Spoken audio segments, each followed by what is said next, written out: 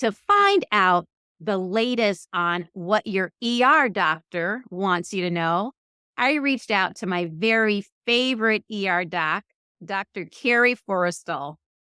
Dr. Forrestal is back joining us. Thank you so much. I really, really appreciate you taking the time to join us. I really appreciate you and all you do. Absolutely. Thank you so much for having me. It's great to see you. So I talk about this a lot. I always talk about your book. And I was telling you earlier, I think that, I think I told you I always keep a copy with me. And it's because it really is, your book, Crushing Cancer, really is the most honest, helpful, and complete how-to when it comes to not just managing a cancer diagnosis, but crushing cancer and coming out living your best life. And, I think the biggest thing that got my attention, Kerry, Dr. Forrestal, is that there was stuff in it that I had no clue, I had never heard about. And I'm supposed to be the one that specializes in medical bills, saving money on medical bills and saving money on medical care and medical preventing and avoiding medical debt. And I didn't know about the financial pieces that is huge. Like the biggest thing that I found in your book was, I think I call it like the biggest insider secret is 211. Right? The Yeah. number that's like 911 for getting help with housing, food, mental health providers in every single community throughout the United States. That's huge. Yeah. That one surprised. I learned that from the book too. So that was a gift that the book gave me in doing research, how to, get at things. And that came up. I don't even know how I found out about it. But when I heard about it, I was like, come on, really? Can't Just work, anywhere. right? It's too good to be true, right? Yep. So I picked up the phone and I dialed 211. And like I said, I know the resources of our community from, reaching out so much. I said, okay, if I'm a guy undergoing cancer care, I'm not. I let them know I was, doing research. I said, I needed to pay my electric bill. And they nailed all 5 of the things that I would have known about, through the ER. I said, well, what if I'm a vet? And then they added 2 more on. And I was like, that's for my community. That's exactly right.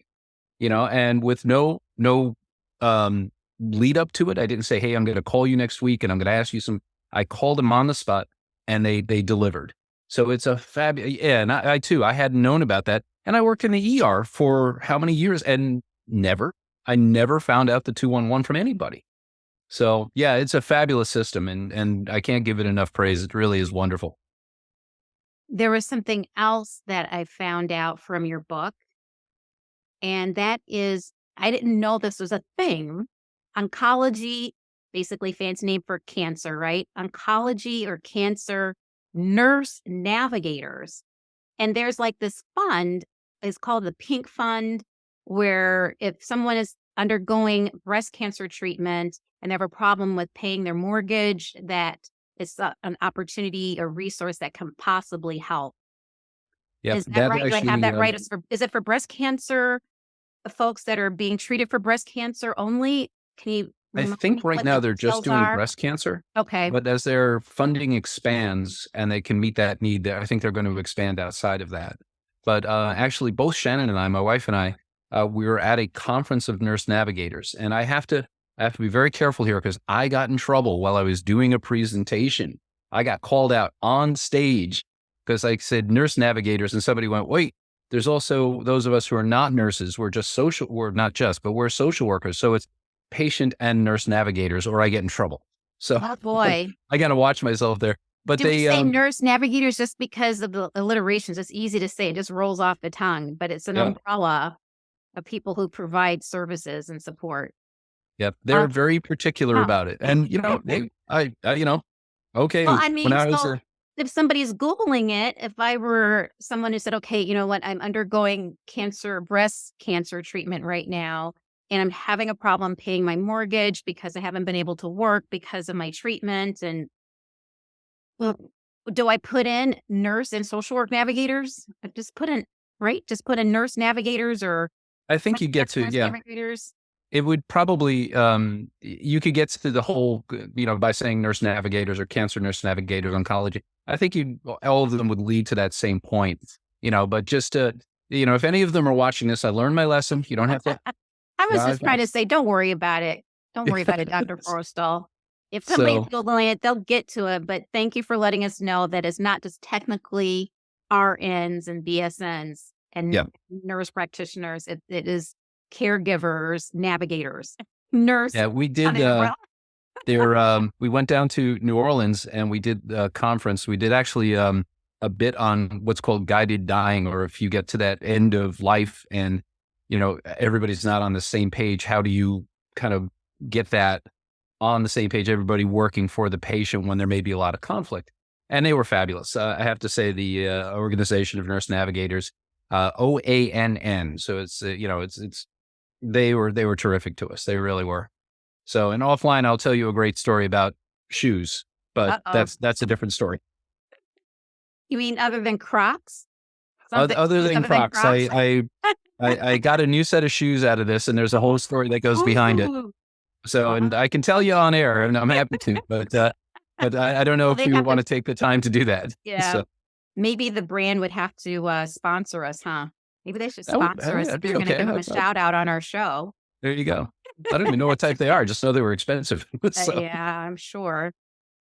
Well, the other thing, I'm glad you brought that up, and I have to tell you that's the one thing that surprised me most about the book was a review that somebody wrote about how amazing crushing cancer is. And I hope I don't get tearful, but when I read it, Dr. Forrestal, I got very tearful. I did not see this coming. That you are a hospice volunteer. Is that correct? I was actually in New York just after college. I wanted to go through the hospice training, and they were incredible people. I mean, that was a life changing thing. Just the way they dealt with it, and some of the things that they went through, and it's up to you if you want to include this next part for your audience. But one of the things, the kind of capstone project that we did was we went through a visualized dying exercise. Where you actually put yourself in the place of somebody, and as much as you can, as a person who has an experience. Of course, I was in my 20s at the time, As a so what do young I kid, know? exactly. You were Yeah, so I mean, I've seen it from the medic side of things, but really, from personal, and they bring you through the stages and they bring you through the whole thing, and when you finally get there, you say there's this thing coming towards you, and what is it? And it's eventually the personification of death, and it didn't come as a threat, and it didn't come as something bad. It came as an old friend that you hadn't seen in a while, coming to bring you someplace new, and better. So, it was a very, and that sticks with you. That really, that has formed a lot of my thinking about the subject over the years. So I only got to do it briefly. I left the area. But a great number of ER doctors wind up, when they get old, as I am tending to be now, wind up as hospice docs. A lot of us get into palliative care and hospice. They actually have fellowships that we could do as we kind of get tired of getting, chased after by drunks and drug addicts and stuff like that. So You know what? First, I have to say, I thought when I read it, I thought that it's something that you've been doing recently. And I was trying to figure out, well, when does he sleep? I couldn't figure that out. Okay, so now I know it's something you did, as a kid, in your 20s. yeah, Um, this is the thing. You're now telling me that you're not unusual, that many ER docs transition to when they're no longer practicing emergency medicine actively, they volunteer in hospices. That is not unusual. nope, My question is this. This is what I don't get. So when I think of ER docs, I think of docs that love drama. They love adrenaline. That's why they do it. And I'm thinking, how could that be something that could be remotely attractive to an emergency medicine physician who's been doing it for decades? Doing the opposite where you're with someone for the duration, for hours and days and, weeks. yeah. I think the adrenaline thing wears off after a Ah, while. that gets Where old, it's huh? kind of, when you're younger, it's like, oh, yay, jump out of planes. My wife jumped out of planes. I haven't. I tried with pararescue, but they didn't have it. But, once you get to a certain point, it's kind of like, oh, yeah, boom, things are blowing up. Yeah, let's just get it tidied up, move on to the next thing. But the love of complexity remains, and, guiding a family through that period of time. That's complex. There's a lot of working parts there. Everybody's personality, maybe they mesh, maybe they don't, and trying to get everybody on the same page to help this person through that last step. Maybe there's a great phrase in hospice. It's called a genuinely good death, and to make it something that can be cathartic for the families, something that's healing and helpful. It's something that is not the easiest thing to accomplish. So that would probably be the draw for people like me who, go from emergency medicine to palliative care. So I'm I I'm still stunned, I have to say. I'm just thinking about the training that's involved, and it was something that you were able to do as a person in your 20s. And think about it, I mean, we do our medical training, we go to medical school and do our most of us do our training to become physicians in our 20s, so I shouldn't be surprised, but I'm still thinking about, wow, uh, that takes the soul, frankly, the depth of soul that it mm, takes to say, "You know what? This is what I wanna learn to do to help people transition. We're all going to transition. This is what I can do to help people and their families." That's yes. that's huge. I think that's why I got emotional when I saw that. I was like, "Holy crap."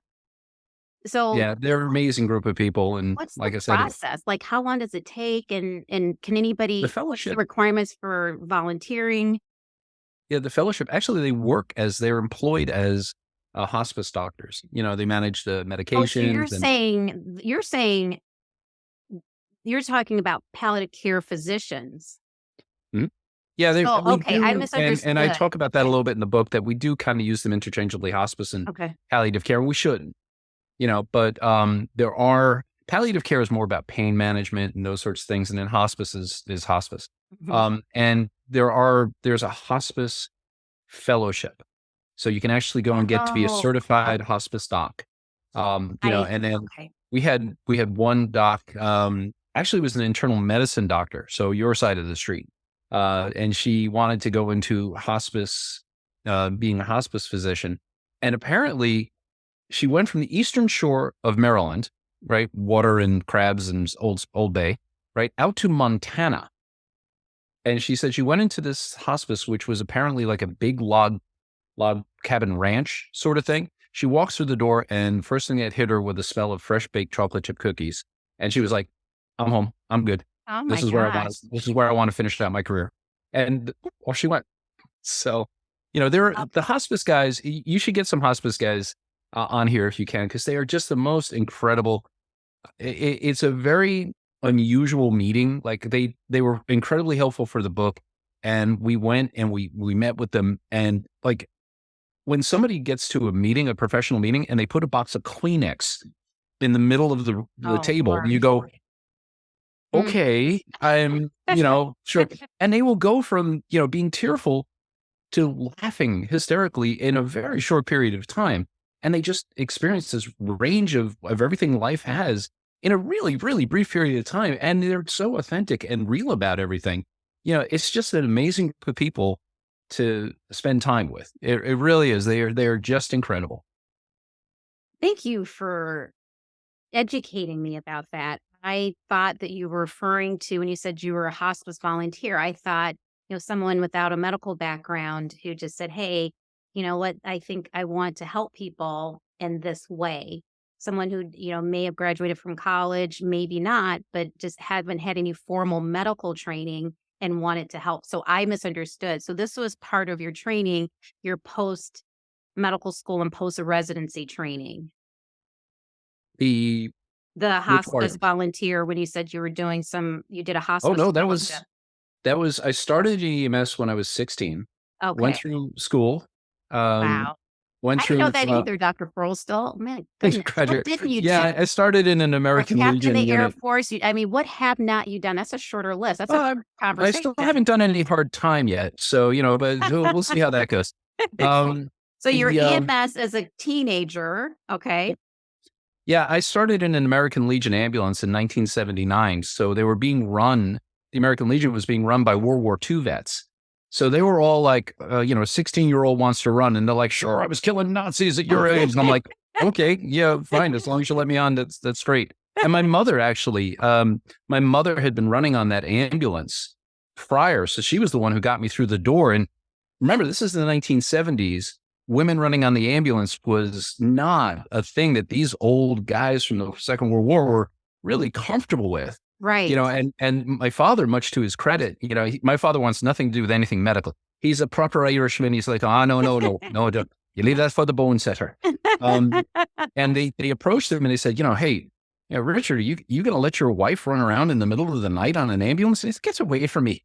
Do you think I could stop her? No. So, and so was very, very supportive of the whole thing. And she actually was the one who got me started on this path that wound up with me becoming, an emergency medicine doctor starting at 16 on the ambulances. So by the time I get through college, I've seen a fair amount of people not doing so well. And I guess that, with other things that go on, got me interested in it. And like I said, it's one of the best things I think I've ever done. Wow. Wow, wow, wow. Amazing, amazing stuff. Thank you for sharing that. I'm still stunned.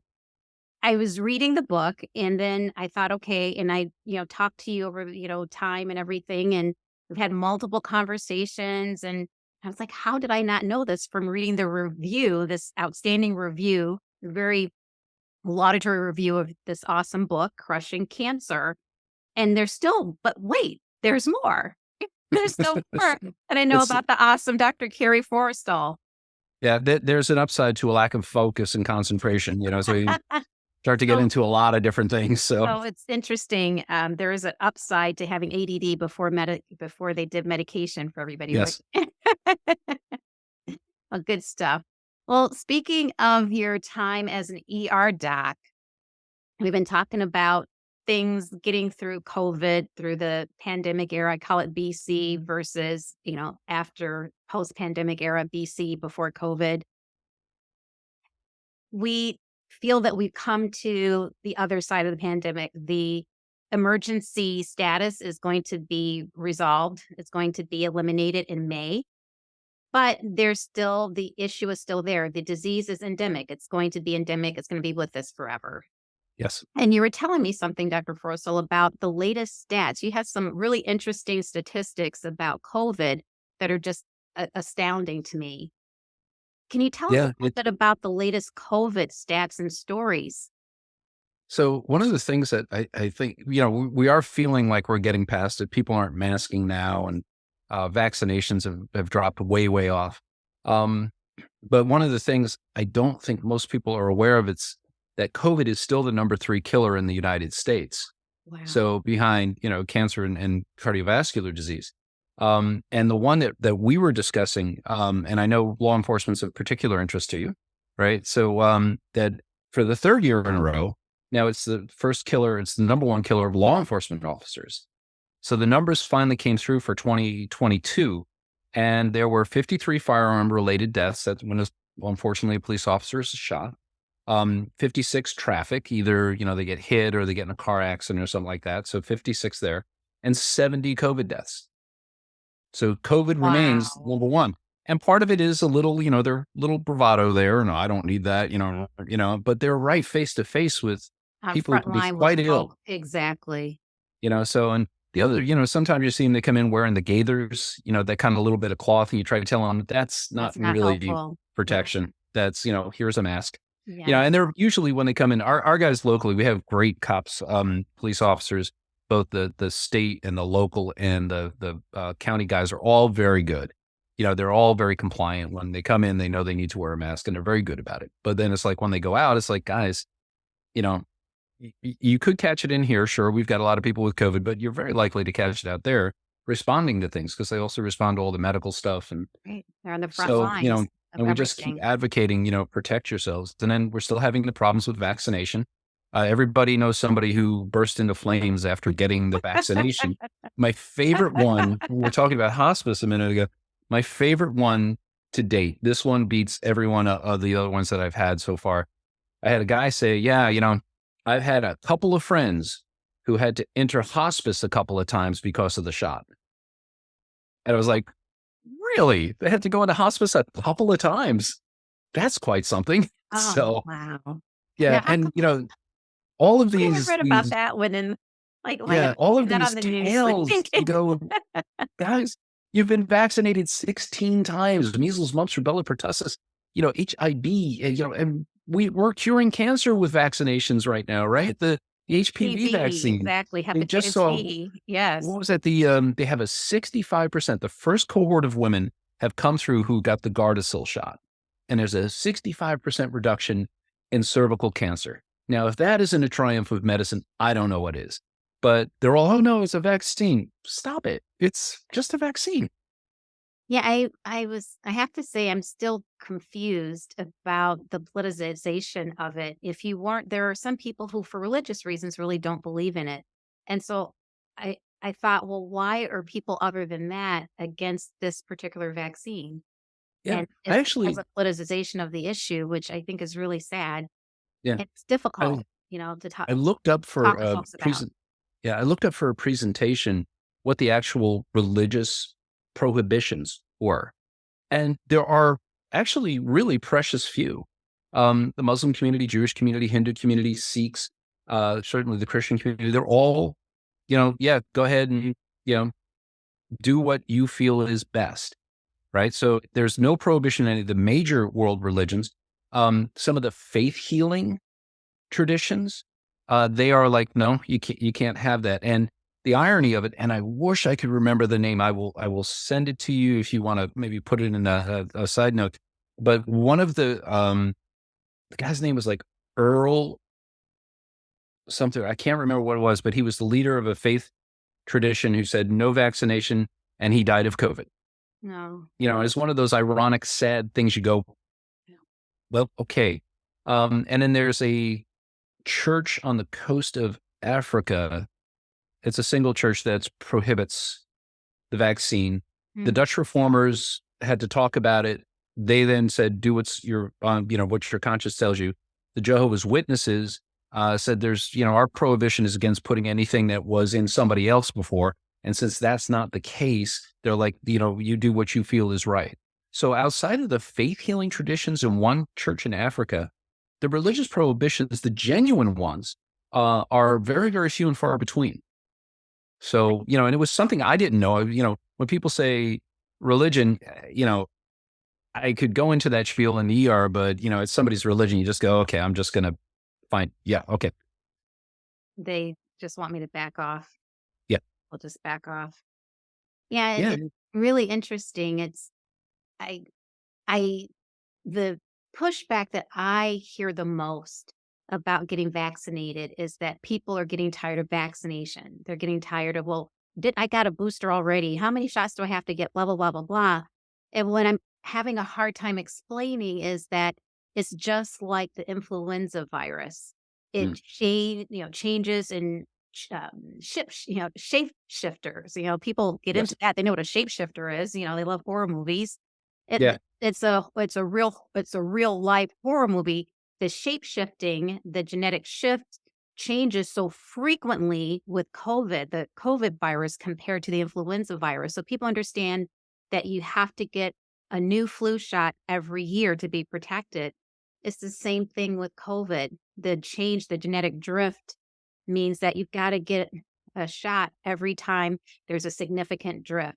The problem is the shift is so frequent with Yeah. COVID. We haven't seen anything that shifts this rapidly ever Yeah. before, It's ever. fast. It is remarkable how that thing is adapted to us. It Yeah. really is. So, if we get to a point of surveillance that, they can have a combination flu and COVID shot, maybe we might get some Oh. ability to get people vaccinated. But as is, you try to make I had a guy in the emergency department who's like, oh, that's killing people, killing people. I said, look, how'd you get here tonight? And he says, I drove in a car. I said, great. Your chances of dying in a car wreck are 1 in 101. Your chances of dying from a COVID shot are 1 in 34,000. And he goes, well, they don't report half of the deaths from COVID. I'm like, all right, so 1 in 17,000. I still got you beat. All right.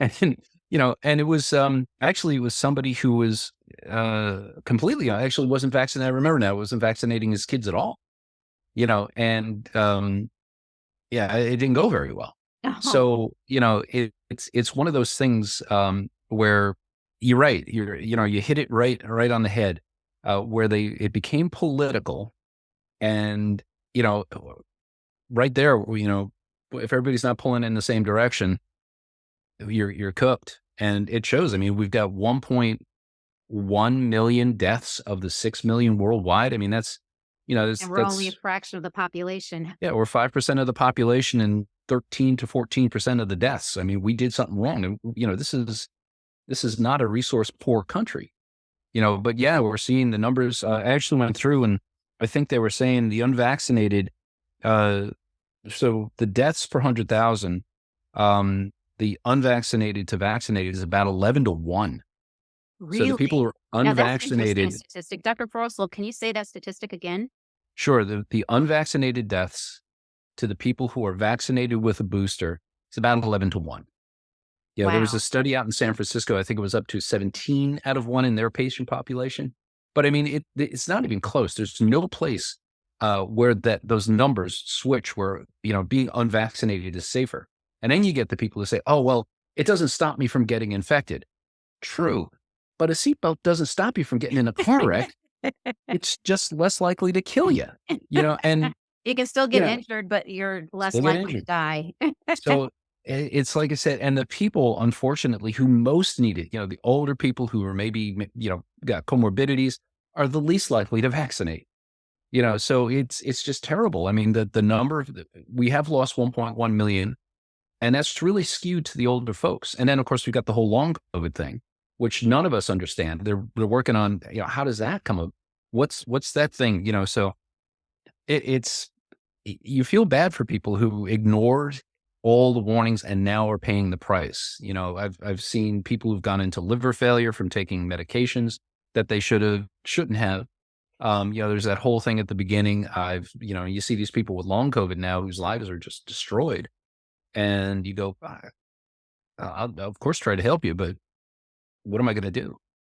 So yeah, it's hopefully stuff like this, programs like this will get the word out. It's like vaccination is safe. We've given 12.8 billion shots in 186 countries. 97% of doctors are vaccinated. I vaccinated my wife, and I really like my wife. Yeah. So You that's the still joke like I your always make. wife. Okay. Oh, absolutely love her. Okay. So, but they Thanks always, for her. that's Okay. something I always say in the ER to try to lighten because people don't like getting talked to about this sometimes. And you throw that one, and so it's a little Henny Youngman thing, take my wife, Take my please. wife, please. So, and that loosens that gets them to laugh. And if you can get them to laugh, then maybe they listen to you a little bit more. So, but yeah, it's hopefully we keep getting the word out about vaccination. And at this point, everybody knows somebody who's passed a COVID, so Most recent deaths that I've been aware of in terms of my community, people around me, unfortunately, I keep thinking about this person when you've been talking about this. People who said, I'm not, there's no, I'm not doing that. I'm not doing that shot vaccine thing, that shot thing. No. The person that I most recently knew, who knew of someone, one of my best friends, her her relative, who was I think she was in her 60s or 70s, was just vehemently anti-vaccine and got COVID. And on her deathbed, she said, "Yeah, I was wrong." mm, she knew she was dying. it's She probably terrible. was going to make it out of it, and Yeah. it was before she was intubated. Said, "Yeah, you know what? I was wrong about this." Yeah, that's a hard moment when the Yeah. realization comes to the old Dylan Thomas, poem, dying men who see with blinding sight, and Say it's that again. I don't know. I'm not very literate. I'm not very cultured, so Dr. Forrestal. What's we, that? we Dylan yeah, we Thomas. oh What's remember the quote again? I'd love to say I read poetry on a regular basis, but that was from the Rodney Dangerfield film, Back to School. So, but Dylan Thomas wrote "Rage Against the Dying of the Light." Was his big famous poem. There was a line in there that said, "Dying men who see with blinding sight." Mm, It's like when you realize yep, that was a bad idea, and you're going to pay the ultimate price for listening to all these people who are really lying to you about they're not vaccination. scientists. They're not physicians. Yep. Yeah.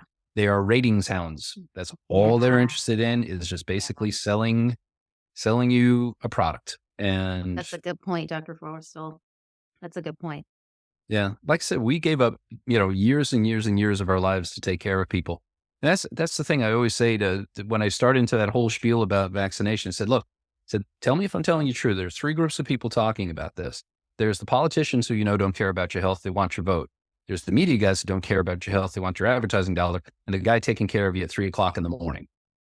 Oh my Now, gosh. who are you going to listen to? Lord And have you listen to mercy. who you want, but this is what I've got to tell you. And then I go into that whole other thing about 12.8 billion shots. And I've had a few people go from, I am not vaccinated, I'm not getting vaccinated, to, do you have the shot here? And that's great. That's what you hope to do. You hope to migrate people to a place of understanding in a way that doesn't make them feel stupid. Yeah, It's like, this is the real skinny, and I'm here for you, yeah. man. I got no other horse in this race, just that you're well. I have no So dog in this fight other than making sure that you're okay, that you're safe, exactly. well, and healthy, you and yours. Yeah. I have to say, that is really, really well said. Preach, brother, preach. I love that. I have no dog in this fight. There's 3 groups of people who are talking about this, and, Yep. oh my gosh, it says it all. Thank Yep. you for that, and I'm Politicians, sure medias, and the guys who want you to be well, yeah, at 3 in the morning, Yeah. if you're not That's the sleeping great so that thing they about can working save your overnight. life. She can say stuff like that. So, Yeah, I just people don't wanna be judged, and we're not trying to we don't wanna judge people, we just want them to have the facts so that yep. they can stay well and healthy and them and theirs, not put their loved ones at risk Sure. and Yeah. I mean, we were taught as doctors to be as unjudgmental as possible. And that's hard sometimes. yeah, It can be a trick, but you know, the great power of it is, if you don't judge, you can connect. Especially, yeah, I know we're going to talk about opioids in a little bit. And, when yeah, you sit down next to the bed after a guy is overdosed, and, he's embarrassed and all those things, that ability not to judge is the bridge, to being able to talk to people. So, yes, sir. Well, speaking of that, yeah, I really think about, trying to talk to someone who is in the hospital, got admitted because they were partying hardy. It's like, you know what? If you want to party hardy, you know, put these things in place so that you're not risking your life or, yeah. yeah, I've had that conversation and I felt bad. There was this one patient who I really, really loved dearly.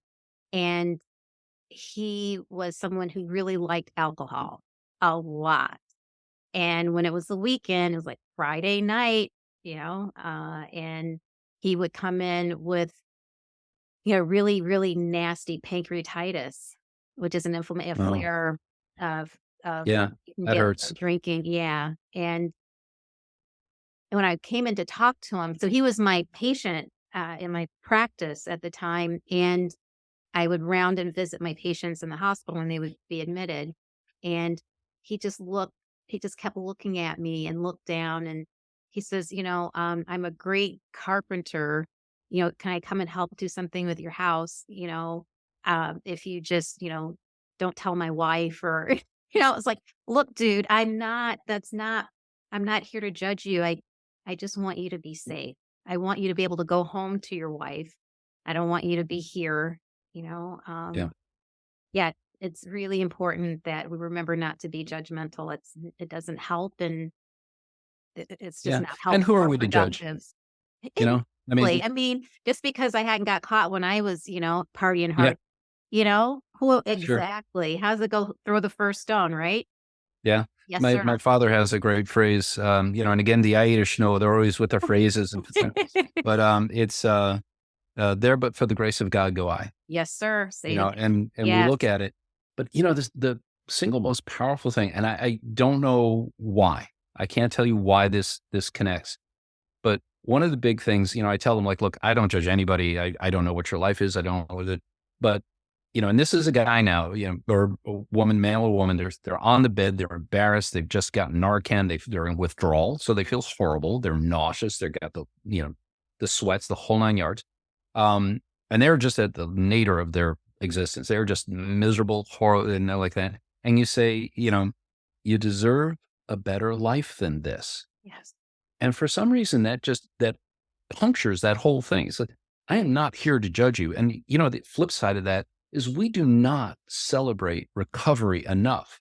When somebody Mm. says, yeah, I've Say been that again, clean for Dr. 3 years. Forrestal. You're gonna have to say that w- again. Say it again, We don't, please. yeah, we don't celebrate recovery enough. Yes, So when sir. somebody says, I've been clean for a year, I've been clean for 3 years, you need to make a fuss about that That's a because big that's like freaking deal. eating That's a cancer. DFT. It's, Yes, sir. it, Yes. it's a deadly disease and it's not easy to cope with. And we tell people when I did a presentation recently to a church group, and you say, people kind of look down their noses at people who have addiction, and you go, okay, well, tell you what, why don't you leave your phone at home for a day and see how often you're thinking about that phone and wanting to pick it up and check the news and check your this and check your that. And you might start to get a feeling for what these guys are going through in a much more intense way, It's a So great analogy. Dr. Frost, you just, as the young folks say, you're just spitting facts. You're just dropping all this nuggets of knowledge. Dude, I love that. That's a great example. yeah, I You mean, have you to get think a about it. small, tiny taste in the opposite end of the spectrum of what Yeah, it would be like on the other end of the spectrum. Intense, horribly, intense feelings of withdrawal and missing something yeah, that you dopamine and your rewards your brain. yeah. But Yeah. that is the most important thing to say to somebody, I think, is just you deserve a better life than this.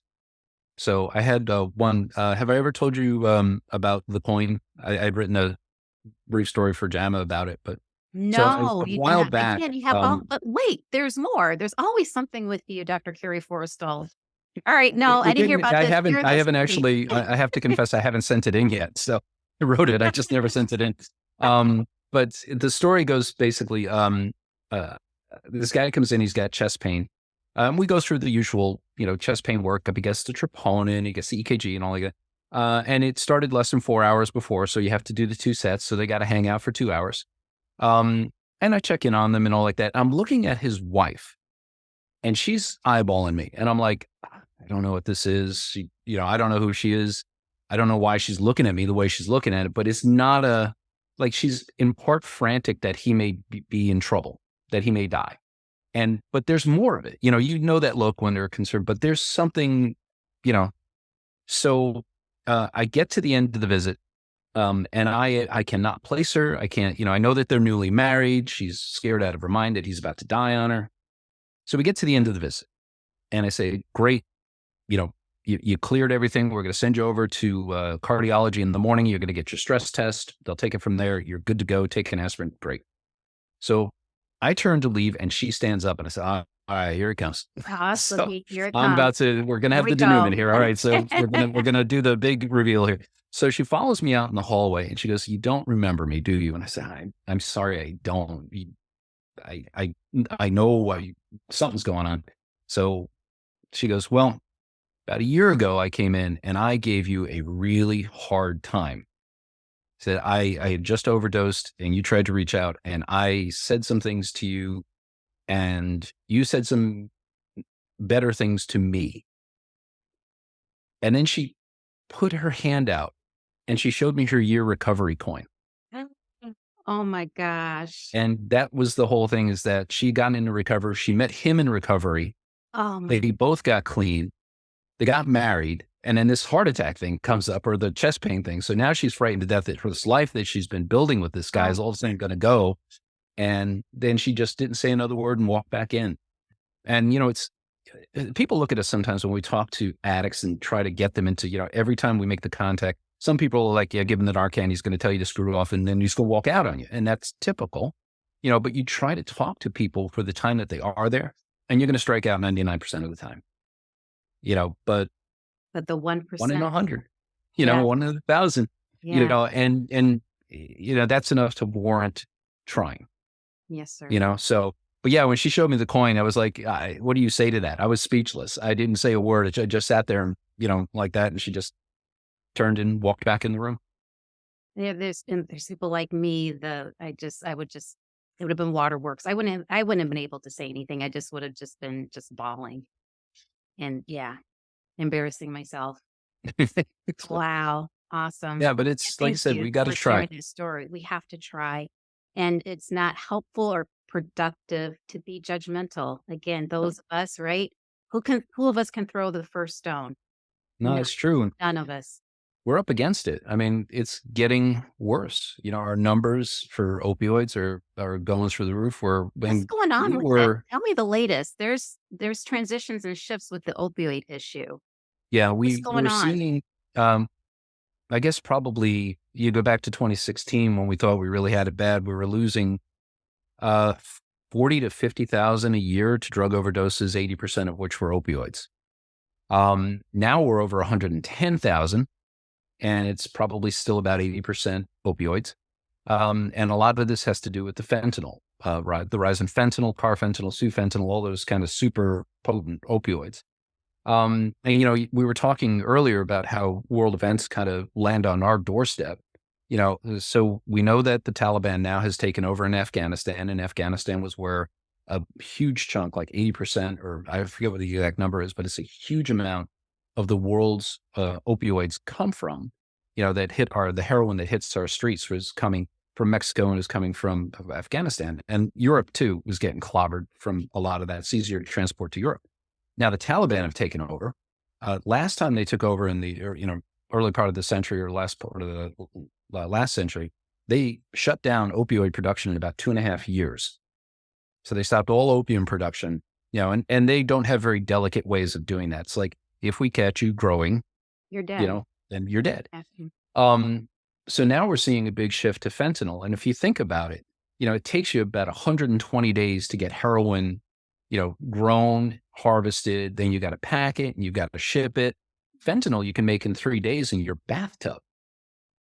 And I actually looked this up. You can get the precursor and feel free to cut this part out if you don't want to give anybody, Walter White instructions. But you order the precursors, off of Amazon, or offline. I shouldn't say Amazon, but online. So, and I actually looked it up. You can buy the precursor stuff online for this and they'll ship it to your house. The dark web, you can ship whatever you want, wherever you want. So we are seeing now fentanyl getting into, even marijuana, That's what I was just I, going to ask I, you about. I I'm hearing that's just heart stopping that it's yeah, gotten into MJ, into Mary Jane. I'm like, whoa, what? yeah. I just like, is that really a thing or is that just like an urban myth? No, we're seeing that it's getting into pretty much everything. Cocaine is getting cut with it. Hmm. Mm. So we have a lot of people who are avid cocaine users who, snort and they're like, I don't do, I don't do opioids. I just do cocaine. It's like, well, surprise, you just did an opioid. Um, and the thing that we want to go away from is people have this idea, and sometimes in law enforcement, that if they touch it, or that it can overdose them, and it can't get through the skin like that. The transdermal patches are a different formulation, and 100 micrograms would, you can slap it on your skin. It isn't going to do anything other than take away pain. You're not going to overdose on it. So, that's an urban myth. That one is an urban myth that if you touch it, you're going to overdose. Okay. But, it But it is, really is increasingly getting into marijuana, which is scary because people think, okay, now in many, many states, recreational marijuana is not illegal, is legal. yeah. And, you know, Yeah, if they're what gonna what do make it we legal, do? then, like I said, the dispensaries, Yeah, okay, that's the so that we have dispensary. some control over Yeah. what, the quality of it is, and, we talk about marijuana, use as a palliative, measure in the book again, and, it is a little hard to discuss sometimes about palliation with marijuana because of some of the ways they name these things. Like, Mm. I say, "Okay, use some marijuana, what's your formulation?" I use Girl Scout cookies. That's actually a formulation of marijuana from a dispensary. So they use these Oh, silly names and wow. it just kind of makes it kind of strange to talk to people. It's like Yeah. land shark, why don't you knock off the land shark and start taking Girl Scout cookies? I mean, that's not a conversation you can have. Wow. So, but yeah, if you look at a local dispensary and you see what they have, you may still find that there are some of these very old, weird names, and just as a medical professional, that's a hard one to get around, so, but anyway, but yeah, the opioids are, they're still with us. It's getting worse. We're losing, yeah, if COVID is killing older people, the opioids are killing the young. So we've lost for the first time in this country since the Second World War a year of life expectancy, a full year of life expectancy. Not And because of COVID? I thought it was it's a because of combination. Yeah, it's a combination of combination of COVID COVID. and opioid. Yeah. No, I did Well, not you think know about that. how many years you lose, if a 20-year-old overdoses on fentanyl, then you've just That's lost true. 60 years of life. That's true. If, a 60-year-old, a 70-year-old, you've only lost 10 or 20. 10, right. So there are 10 times as many COVID deaths as there are opioid deaths. Well, no, that's actually, it's 100,000 opioid deaths a year, 80 to 100. And then first year it was 400,000 something. Second year is 200,000 something. We don't know what it's going to be this year. Okay. So it's running 4 to 1, 2 to 1, but all of these are years of life lost, from what could potentially be very productive people. It's not an easy. There's so much that goes into it. There's homelessness that ties into that. We're working on one thing with the American Library Association. I'm trying to get them interested in this idea to say, homeless populations tend to frequent the public libraries because it's a warm, safe place that they can be in the cold weather. So when you consider that 80% of homeless people have some problem with drug or alcohol or something, then maybe we should start to look at that as a contact point to get things about drug and alcohol to that population. Nobody wants to be a drug addict. Nobody wants to be an alcoholic. But if we can get that information into public libraries in a very public way or a very noticeable way, maybe again, we can start to make those contacts and get more people to care. So I'm Mm. working on that, though I can't get anybody to pick up the phone at the American Library Association. It's Eh, a very strange thing. It's a big organization and nobody picks up the phone. So I don't know what to do there. Maybe I should go to Chicago, knock on a door. Is that where the headquarters is? That's what they say it is. I don't know. I think they're all Just down said in, allegedly. yeah, I think they're all down in Turks and Caicos on the beach or something. On a sandy beach. There you go. Wow. Thank you so much for the update, Dr. Forrestal. I think you're the bestest. Thank you for all you do and for, shining a light on all of this crucial, really, no exaggeration, life-saving information. Much, much appreciated. And thank you for what you're doing with your book. Like I said, I keep telling people that's the book that you want when the bills start rolling in. So don't pay the bill until you read that book. What was the percentage? How many? It was 80% of bills are wrong. Yes, there's some statistics that say up to 90%, but most statistics say 80% of every medical bill generated in the United States have errors, have mistakes. Yeah. And they'll let you guess who they're going to be the interest of, the patient or the provider, or if they happen to have insurance, the insurance company. Yeah. It's going to be. Yeah. It just amazes me that and the things we have things done. Like I had my knee done. Shan had some orthopedic stuff done. Now I'm a medical doctor and I have a master's in business administration. And when they send me this bill, I have no idea what's going on with it. And you go, okay, so how do people sort that? So yeah, no, your book is wonderful. So thank you for writing it. You just reminded me of something. We're talking about, politicization of things, issues. And I was talking to my husband about the fact that the many providers, 8 to 9 times out of 10, when I talk about providers, I'm usually talking about hospitals, medical care systems, facilities, they will send a real bill, meaning something that has CPT codes describing the medical services that were provided to the patient. If they have insurance, they will send a real bill to their insurance company, but they create a different piece of paper that they call a bill to the patient. Why do you think that is? Why don't they send the same document to Yeah. everyone, no matter who's paying, to the patient and the insurance company? Why? Because they know 99% of the time we'll fall for it. Yeah. We don't know. We don't know that there is such a thing called medical financial literacy that you have to have in the United States. Otherwise, you have no financial stability. And Yeah. it's really something I'm always stunned, but not surprised when I, hear these cases. But yeah, why do you think that is? And I thought, you know what? I was talking to him about it and I says, well, you know what? There should be a law that everybody, every patient, no matter who's paying, the insurance company or the patient, you should get the same bill. He's like, Yes. "Yeah, good luck with that with the current political climate." Like, "Yeah, you're right. I'll just keep Yeah. on my soapbox and trying to preach." Yeah.